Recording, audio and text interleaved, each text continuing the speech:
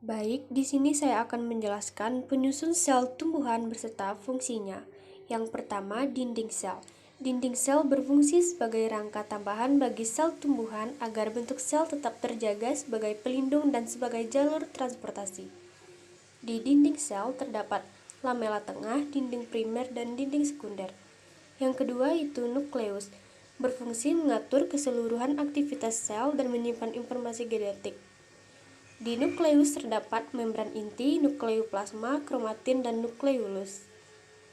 Yang ketiga itu sitoplasma, berfungsi sebagai tempat berlangsungnya reaksi metabolisme. Yang keempat, membran plasma, ataupun membran sel, berfungsi mengatur keluar masuknya zat pada suatu sel. Yang kelima yaitu ribosom, berfungsi dalam proses sintesis protein. Yang keenam yaitu mikrobodi, berfungsi dalam proses fotorespirasi serta konversi asam lemak. Yang ketujuh yaitu plastida. Plastida mempunyai dua jenis yaitu kloroplas dan kromoplas.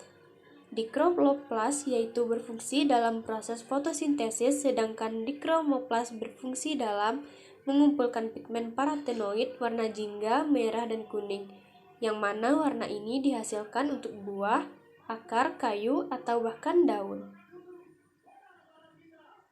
Yang kedelapan yaitu vakuola sentral, berfungsi sebagai tempat penyimpanan utama metabolit primer, netralisir senyawa toksik, deposisi pigmen, pemecahan dan daur ulang molekul, dan juga berperan sebagai penghasil gaya yang berkaitan dengan bentuk sel.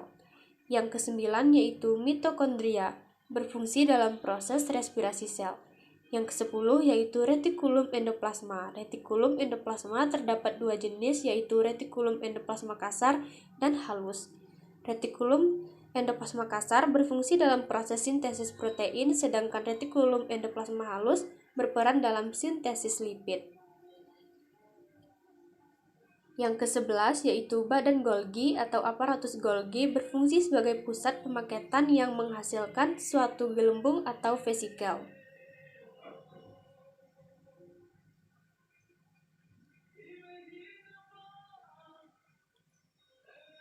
Yang ke-12 yaitu sitoskeleton, berfungsi sebagai rangka bagi sel serta alat transportasi senyawa maupun organel. Di sitoskeleton terdapat mikrotubulus, mikrofilamen, filamen intermediat. Yang ke-13 yaitu peroksisom, berfungsi dalam fotorespirasi. Yang ke-14 atau yang terakhir yaitu vesikel Golgi, berperan sebagai transportasi yang mengantar protein dan lemak dari retikulum endoplasma ke badan Golgi.